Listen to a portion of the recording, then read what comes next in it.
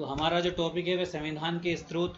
और हमने इससे जो पूर्व के वीडियो में ब्रिटेन से हमने जो क्या क्या सारभूत लोकतांत्रिक विषय सामग्री ली जब हमारे देश का संविधान का निर्माण हुआ, तो हमने ब्रिटेन से संसदीय प्रक्रिया और संसदीय शासन के संदर्भ में बहुत सारे प्रावधान हमने हमने ब्रिटेन से लिए।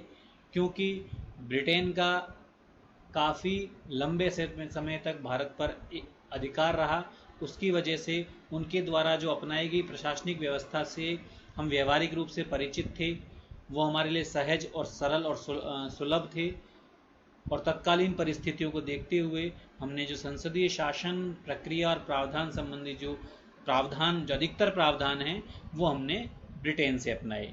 इसके अलावा मैं पूर्व के वीडियो में बता भी चुका हूँ, ब्रिटेन की अन्य महत्वपूर्ण देन है कानून का शासन का जो कॉन्सेप्ट है वो एवी डायसी द्वारा दिया गया। बहुत महत्वपूर्ण कॉन्सेप्ट है। लोकतांत्रिक जो ढांचा है उसका एक महत्वपूर्ण ये टॉपिक है, महत्वपूर्ण अंग है। इसके अलावा एकीकृत नौकरशाही, इकहरी नागरिकता, विधि निर्माण की जो प्रक्रिया, एकीकृत न्यायपालिका, मंत्रिमंडल, परमाधिकार लेख, मंत्रिपरिषद का लोकसभा के प्रति उत्तरदायी होने संबंधी प्रावधान, सर्वाधिक मत के आधार पर जीत का फैसला, राष्ट्रपति की संवैधानिक स्थिति, कानून के समक्ष समानता और राष्ट्रपति के अभिभाषण संबंधी जो प्रावधान है वो हमने ब्रिटेन से लिए।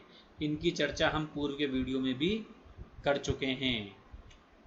अब जो दूसरा महत्वपूर्ण देश जिससे हमने संविधान बनाते समय, संविधान के निर्माण करते समय जिससे हमने कई प्रावधान लिए उनके संवैधानिक ढांचे से, वो है अमेरिका।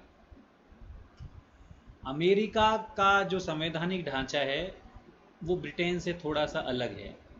जहाँ ब्रिटेन में संसदात्मक शासन व्यवस्था है, अमेरिका में अध्यक्षात्मक शासन व्यवस्था है। इन दोनों में क्या फ़र्क है मैं पूर्व के वीडियो में बता भी चुका हूँ। इसके अलावा यदि हम ब्रिटेन की बात करें तो वहाँ पर एकात्मक शासन व्यवस्था है, अमेरिका में संघात्मक शासन व्यवस्था है। ये मैं आपको चीज़ें इसीलिए कंपेयर स्टडी इसीलिए करा रहा हूँ ताकि इस जो सामग्री को जो आपको पढ़ाई जा रही है उसका लाभ आप भारतीय राजनीतिक व्यवस्था के पेपर के साथ साथ आपका जो पहला पेपर है सेकेंड ईयर का, प्रमुख राजनीतिक व्यवस्थाएं, उनमें भी लाभ प्राप्त कर सको। इस तरह भारत, अमेरिका और ब्रिटेन की कंपेयर स्टडी करने से आपको उस पेपर में ब्रिटेन और अमेरिका की संवैधानिक व्यवस्थाओं को समझने में बहुत आसानी रहेगी। तो मैं चर्चा कर रहा था कि अमेरिका में संघात्मक शासन व्यवस्था है, ब्रिटेन में एकात्मक शासन व्यवस्था है। इन दोनों में क्या फ़र्क है ये समझना भी ज़रूरी है हमारे लिए। ब्रिटेन में जो सारी शक्तियां हैं वो केंद्र के पास नहीं थे। तो किसी भी देश का जो ढांचा होता है इसमें केंद्र होता है और उसमें बहुत सारी इकाइयां, या उसको हम प्रांत कह लेते हैं सामान्य शब्दों में।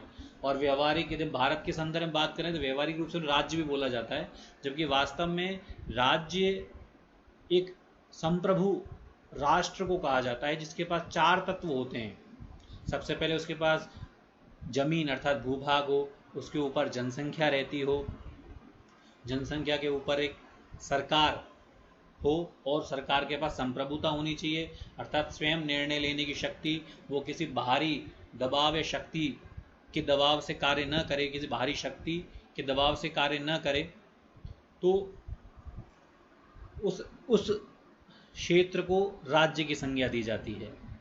तो सामान्य शब्दों में बात करें तो हम देश को राज्य की संज्ञा देते हैं, लेकिन व्यवहारिक रूप से जब सामान्यतः राजनीति विज्ञान में आम बोलचाल की भाषा में हम राज्य का शब्दार्थ हम अपने प्रांतों से लगा लेते हैं। वास्तव में इसके लिए जो प्रांतों, राज्यों के लिए जो भारत में जब सामान्यतः जो शब्द प्रयोग करते हैं प्रांतों के लिए, जो राज्य शब्द का प्रयोग करते हैं, वास्तव में इनके लिए हम प्रांतों का ही शब्द का प्रयोग किया जाना चाहिए। राज्य का जो प्रयोग है, यदि हम भारत के संदर्भ में बात करें तो भारत एक राज्य है, अमेरिका एक राज्य है, ब्रिटेन एक राज्य है। क्यों? इसलिए अब हम ब्रिटेन की बात करें तो ब्रिटेन में एकात्मक शासन व्यवस्था है, क्योंकि वहाँ जो सारी शक्तियाँ हैं वो केंद्र के पास निहित हैं। जो प्रांत हैं, जो इकाइयाँ हैं, वो अपनी शक्तियाँ केंद्र से प्राप्त करते हैं। उनके पास बहुत ज़्यादा अधिकार प्रांतों के पास नहीं है, वो केंद्र के ऊपर निर्भर है। यही कारण है कि वहाँ पर सारी शक्तियाँ केंद्र के पास निहित है। लेकिन मैं दूसरी तरफ यदि अमेरिका की बात करूँ तो अमेरिका में संघात्मक शासन व्यवस्था है। अमेरिका में केंद्र और राज्य दोनों ही अपने अपने क्षेत्र में स्वायत्त रूप से कार्य करते हैं। केंद्र के पास अपने विषय हैं जिस पर वो कार्य करता है। राज्यों अर्थात प्रांतों अर्थात इकाइयों के पास अपने अलग विषय हैं जिन पर उन्हें काम करना होता है। दोनों के अपने अलग अलग विषय हैं। शक्तियों का पृथक्करण, शक्तियों का विभाजन वहाँ पर किया गया है। और इसके अलावा संघात्मक शासन व्यवस्था में चूंकि केंद्र और राज्यों के मध्य कई बार तनाव होते रहते हैं, केंद्र प्रांतों के बीच में कई बार तनावपूर्ण विवाद होने पर विवादों को सुलझाने के लिए सर्वोच्च न्यायालय की व्यवस्था की गई है। और जो संघात्मक शासन व्यवस्था है उनमें सबसे बड़ा संविधान होता है। संविधान के नीचे केंद्र सरकार और प्रांत सरकार सभी काम करते हैं। तो जहाँ एकात्मक शासन व्यवस्था में एक केंद्र सरकार सर्वोच्च होती है, बाकी सभी जो इकाइयों की सरकार हैं, प्रांतों की सरकार हैं, वो केंद्र की सरकार से ही शक्ति प्राप्त करती हैं। वही संघात्मक शासन व्यवस्था में केंद्र और राज्य की सरकारें अर्थात केंद्र और प्रांतों की सरकारें अपने अपने क्षेत्र में स्वायत्त होने के साथ साथ संविधान की सर्वोच्चता होते हुए संविधान से अपनी शक्तियां प्राप्त करती हैं। दोनों के मध्य शक्तियों का विभाजन होता है। ये फर्क है एकात्मक संघात्मक शासन व्यवस्था में। भारत में भी संघात्मक शासन व्यवस्था है। अब यदि हम अमेरिका से लिए जाने वाले उन प्रावधानों की बात करें, जब संविधान के निर्माण के समय हमारे द्वारा अमेरिका संविधान से ग्रहण किए गए, उनमें सबसे पहला नाम आता है प्रस्तावना। प्रस्तावना के बारे में मैं पूर्व में अपना एक वीडियो डाल चुका हूँ। प्रस्तावना हमारे संविधान का सार है, आदर्श है।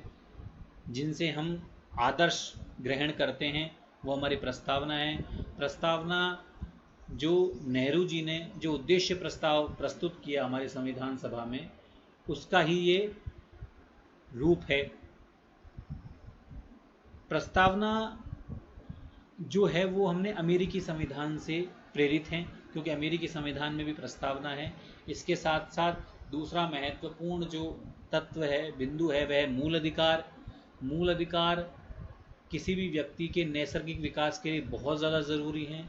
जब भारत का संविधान का निर्माण हो रहा था तो हमारे संविधान निर्माताओं ने इस बात की गंभीरता को समझा कि व्यक्ति की स्वतंत्रता को सुरक्षित रखने के लिए उसे मूल अधिकारों का प्राप्त होना ज़रूरी है। और मूल अधिकारों की बहुत अच्छी विवेचना अमेरिकी संविधान में की गई है और अमेरिकी संविधान से प्रेरित होकर भारतीय संविधान में भी मूल अधिकारों का प्रावधान किया गया है। व्यक्ति की गरिमा और अधिकार को सुनिश्चित करने के लिए न केवल भारतीय संविधान में मूल अधिकार रखे गए, अपितु व्यक्ति के अधिकारों की रक्षा हेतु अमेरिकी संविधान से प्रेरित होकर भारतीय संविधान में न्यायिक पुनर्विलोकन अर्थात न्यायिक समीक्षा का प्रावधान डाला गया। इसका तात्पर्य क्या है? न्यायिक पुनर्विलोकन अर्थात न्यायिक समीक्षा, क्योंकि कई बार पेपर में पूछ लिया जाता है, बहुत इम्पोर्टेंट प्रश्न है, इम्पोर्टेंट टॉपिक भी है ये। कई बार कार्यपालिका अथवा विधायिका वो ऐसा कोई निर्णय ले सकती हैं, ऐसा कोई कानून पास कर सकती हैं, ऐसा कोई कानून लागू कर सकती हैं जो हमारे देश के मूल अधिकारों के विरुद्ध हो या हमारे देश के संविधान के विरुद्ध हो। तब ऐसी स्थिति में व्यक्ति के अधिकारों की रक्षा कौन करेगा? इसके लिए हमारे भारतीय संविधान में न्यायिक पुनर्विलोकन का प्रावधान रखा गया है, जो अमेरिका से ही प्रेरित है। इसमें कहा गया है कि यदि कार्यपालिका या विधायिका या अर्थात संसद कोई ऐसा कानून बनाएं या लागू करें जो हमारे देश के संविधान के विरुद्ध हो तो उसे न्यायालय में चुनौती दी जा सकती है। और जब न्यायालय में चुनौती दी जाएगी तो न्यायालय उस कानून की समीक्षा करेगा और वो कानून जिस सीमा तक असंगत होगा, जिस सीमा तक वह गलत होगा, न्यायपालिका को उस कानून को उस सीमा तक उसे रद्द करने का अधिकार है। यदि न्यायपालिका को ये प्रतीत होता है कि पूरा कानून ही गलत है तो पूरे कानून को ही गलत ठहरा सकती है, उसे गलत ठहराकर रद्द कर सकती है। यदि न्यायपालिका को ये लगे कि इस कानून का कुछ भाग सही और कुछ भाग गलत है तो सही भाग को लागू करके गलत भाग को रद्द कर सकती है।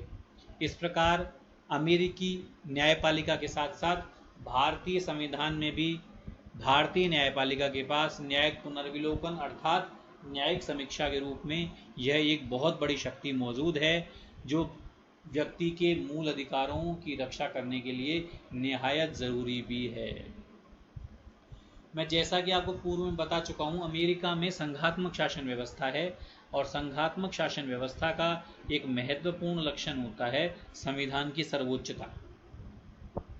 क्योंकि चूंकि केंद्र और राज्य अर्थात प्रांत, पॉलिटिकल साइंस की लैंग्वेज में, केंद्र और प्रांत यदि दोनों अपने अपने क्षेत्र में स्वायत्त रूप से कार्य करेंगे, शक्तियों का विभाजन भी उनमें होता है, फिर भी कुछ मुद्दों को लेकर दोनों में टकराट होना स्वाभाविक है। कई बार ऐसे मुद्दे होते रहते हैं।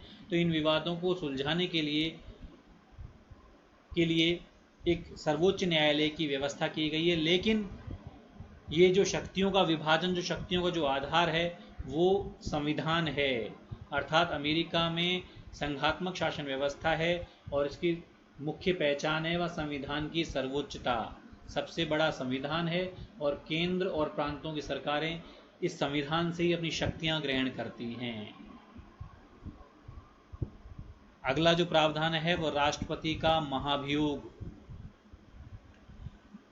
भारतीय संविधान में लिखा हुआ है, अनुच्छेद 61 में प्रावधान है कि यदि भारत के राष्ट्रपति संविधान के विरुद्ध कार्य करते हैं, संविधान का अतिक्रमण करते हैं, तो उनके विरुद्ध संसद के किसी भी सदन में महाभियोग प्रक्रिया लाई जा सकती है। और दोनों सदनों से यदि विशेष बहुमत से प्रस्ताव पास होता है तो राष्ट्रपति को महाभियोग प्रक्रिया से हटाया जा सकता है।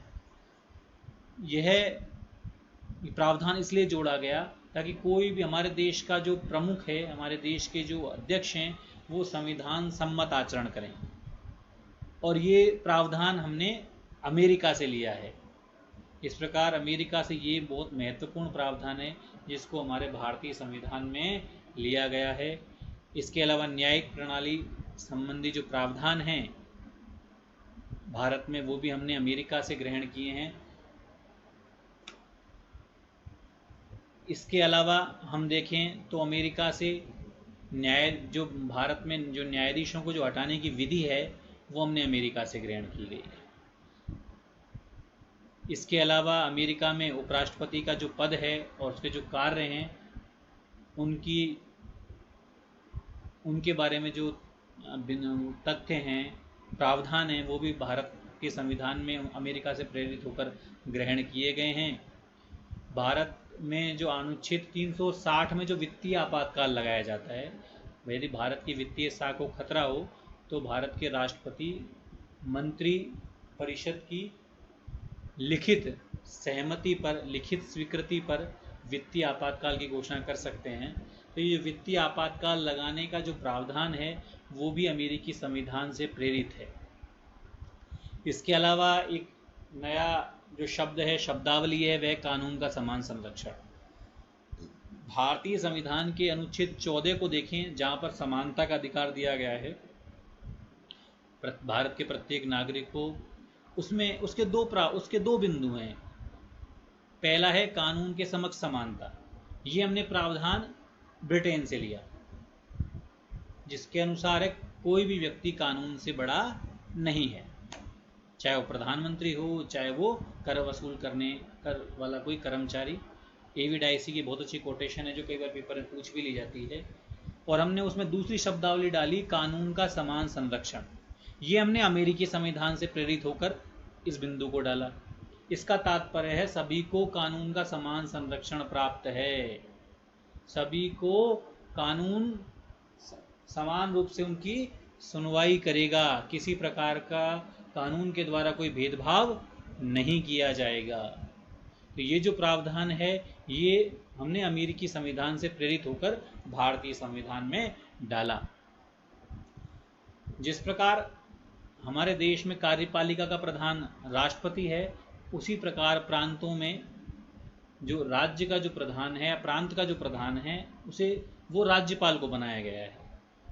जिस प्रकार देश में राष्ट्रपति और प्रधानमंत्री के रूप में जो वहाँ केंद्र सरकार के रूप में उसका अस्तित्व है, उसी प्रकार प्रांतों में राज्यपाल और मुख्यमंत्री के रूप में सरकार कार्य करती है।